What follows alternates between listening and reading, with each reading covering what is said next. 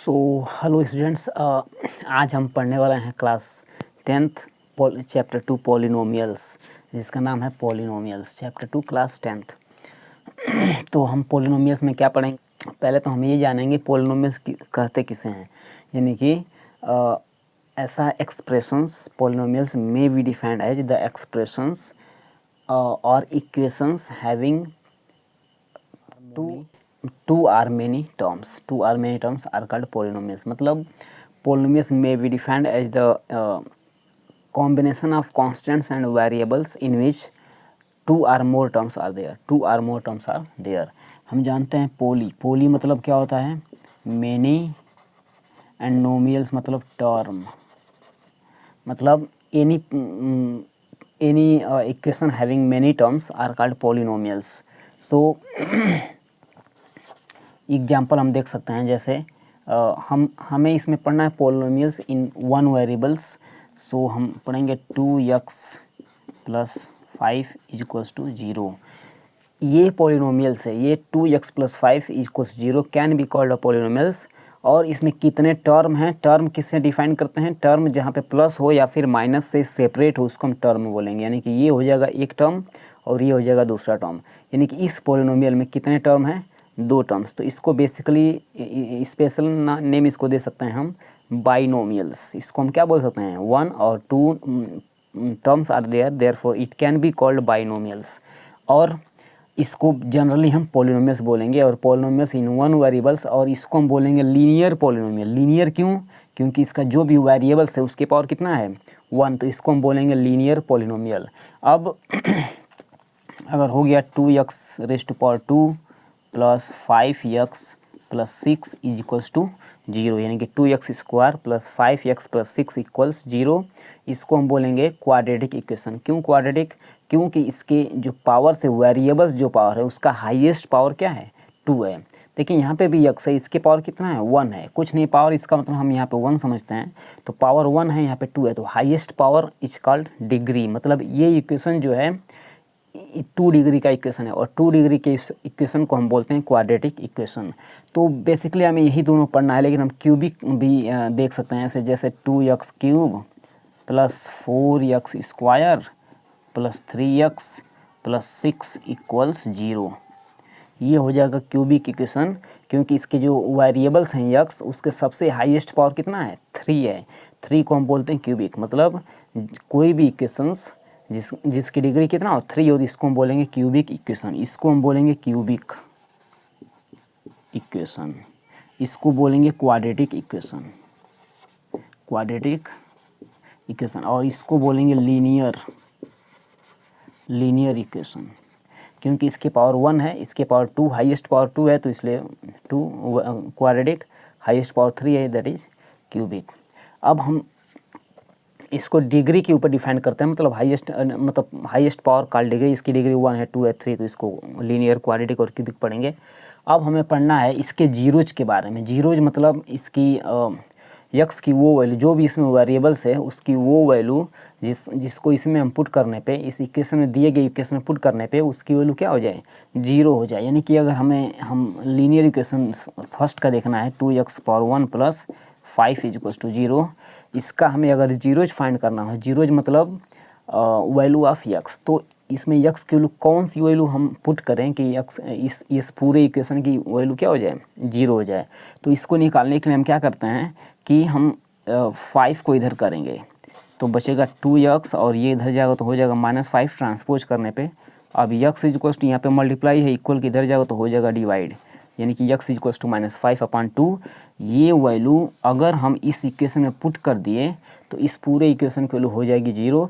Therefore -5/2 called the zeros of this equation. इसलिए -5/2 को हम इस इक्वेशन को क्या बोलेंगे? जीरोज बोलेंगे। और इस लीनियर इक्वेशन का जो जनरल फॉर्म होता है, यानी कि general form of linear equation,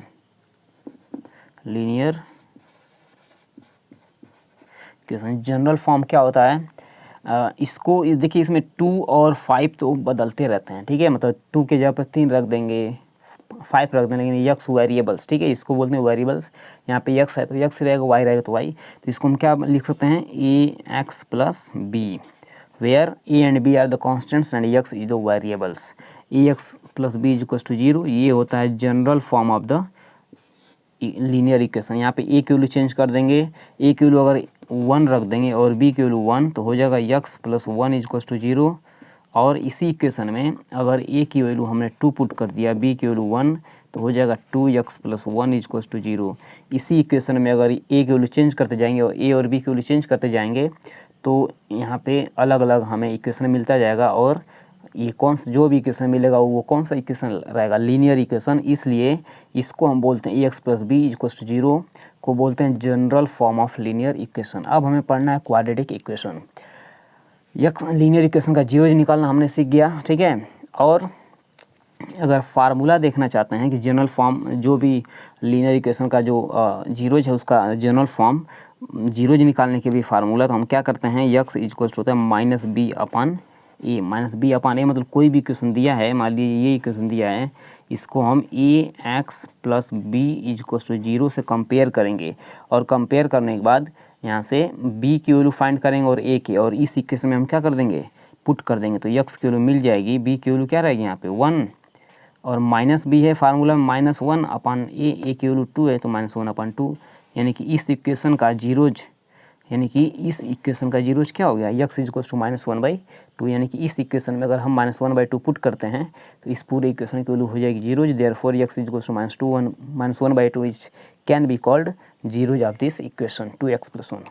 now अब हम on further proceeding we have to read about quadratic equation of the polynomial, यानी कि अब क्वाड्रेटिक पॉलिनोमियल के बारे में हमें अब हम पढ़ेंगे क्वाड्रेटिक इक्वेशन के बारे में। क्वाड्रेटिक इक्वेशन है 2x² + 5x + 6। ये एग्जाम्पल है क्वाड्रेटिक इक्वेशन का। क्वाड्रेटिक इक्वेशन का जनरल फॉर्म देख लेते हैं। General form of quadratic equation. Quadratic equation का जनरल फॉर्म क्या हो जाएगा, देखिए यहाँ पे ax² + bx + c, ax² + bx + c is equals to 0। ये होता है general form of the quadratic equation. मतलब जो भी इसमें हम a, b और c वेयर कंडीशन होती है कि where a does not equals to 0। क्यों? क्योंकि अगर a 0 हो गया तो ये पूरा टर्म 0 हो जाएगा, यानी कि x के पावर 1 वाला टर्म बचेगा, तो ये हो जाएगा लीनियर। लेकिन ये तो जनरल फॉर्म किसका है, क्वाड्रेटिक इक्वेशन का है। Therefore a does not equals to 0। अब हम a और b और c के वैल्यू अलग अलग पुट करेंगे तो अलग अलग इक्वेशन हमें मिलेगा, और जो भी इक्वेशन मिलेगा वो कौन सा इक्वेशन रहेगा, general form of quadratic equation, मतलब वो क्वाड्रेटिक इक्वेशन रहेगा। तो हम a की वैल्यू पुट करते हैं 1, b की वैल्यू भी 1 और c की वैल्यू भी अगर 1 पुट कर देते हैं तो जो हमें इक्वेशन मिलेगा 1x² + 1x + 1 is equals to क्या, 0। अभी अगर हम a की वैल्यू 2 पुट कर देते हैं, b की वैल्यू 3 और c की वैल्यू 1, तो हो जाएगा 2x² + b की वैल्यू 3 है, यानी कि 3x + c की वैल्यू 1 है, यानी कि 1 इज इक्वल्स टू 0। ये भी एक 2 डिग्री का इक्वेशन मिला और ये भी एक 2 डिग्री का इक्वेशन मिला। इसलिए हम कह सकते हैं कि जो ये ax² + bx + c है वो 2 डिग्री यानी कि क्वाड्रेटिक इक्वेशन का जनरल फॉर्म है। तो ये याद रखने वाली चीज़ है, ax² + bx + c = 0 where a does not equals 0 is the general form of quadratic equation. अब इसका भी हमें जीरो फाइंड करने के लिए पढ़ना है। तो ax² + bx + c का जीरोज कैसे हम फाइंड करेंगे, क्या करेंगे, इसके दो मेथड। मान लीजिए हमें इसी का जीरोज फाइंड करना है, 2x² + 3x + 1 इक्वल्स 0, तो हम इसको हम फैक्टर करेंगे। इसको हम क्या करेंगे, फैक्टर करेंगे। फैक्टराइजेशन आपने पढ़ा होगा 9th में, इसका और इसका, यानी कि c का और a का, यानी कि coefficient of x² and constant terms का मल्टीप्लाई करते हैं, कितना आता है 1 × 2 आएगा, और x² मल्टीप्लाई हो जाएगा 2x², यानी कि इसको बोलते हैं स्प्लिटिंग द मिडिल टर्म। मतलब 2x² यानी कि 2 का मल्टीप्लाई करेंगे, 2 का फैक्टर करेंगे, और 2 का फैक्टर ऐसे उसको करेंगे उसको कि उसके फैक्टर्स को जोड़ने पर कितना आ जाए, 3 आ जाए। तो इसको लिख सकते हैं 2x² + 2 को हम क्या लिख सकते हैं, 2 का फैक्टर होगा 2 × 1 और 2 × 1, 2 का 1 में मल्टीप्लाई करेंगे 2 आएगा, लेकिन 2 में 1 को जोड़ेंगे, जैसे 2 + 1 तो कितना आ जाएगा 3, जो बीच वाले की इक्वल है, मिडिल टर्म की इक्वल। तो 3x को लिख सकते हैं 2x प्लस 1x और प्लस 1 तो है ही ऑलरेडी और इज इक्वल्स टू 0। अब इस दोनों टर्म में हम देखेंगे कॉमन क्या दिख रहा है, तो 2 यहाँ भी है, यहाँ भी है। इस टर्म में यक्स स्क्वायर यहाँ पे यक्स है, तो एटलीस्ट यक्स तो दोनों में मिल रहा है, यानी कि यक्स हम कॉमन कर सकते हैं और 2 कॉमन कर सकते हैं। तो 2x हम कॉमन करेंगे तो यहाँ पे मिलेगा यक्स प्लस 2x, यहाँ आ गया तो बचा क्या 1, और इसमें दोनों में 1 दिख रहा है, 1 कॉमन करेंगे तो x प्लस 1 बचेगा। अब ये एक टर्म हो गया, ये दूसरा टर्म। अब इस टर्म में x प्लस 1 कॉमन है, दोनों में है, तो x प्लस 1 फिर हम कॉमन कर लेंगे और बचेगा क्या 2x plus 1, 2x plus 1। Now ये हो गया 0 के इक्वल। अब हम क्या करेंगे कि x प्लस 1 और 2x प्लस 1 का मल्टीप्लिकेशन क्या है, 0 है। इसका मतलब हम ये समझते हैं कि x plus 1 into 2x plus 1 equals 0 है। मतलब इस दोनों में से कोई एक 0 होगा तभी इसका प्रोडक्ट क्या है 0, क्योंकि अगर 0 ये दोनों अगर ये नॉन जीरो क्वांटिटी है फिर तो उसका वैल्यू 0 आएगा नहीं, क्योंकि दो प्रोडक्ट है उसमें से कोई एक क्या होना चाहिए 0 होना चाहिए, तभी दोनों का प्रोडक्ट क्या आएगा 0 आएगा।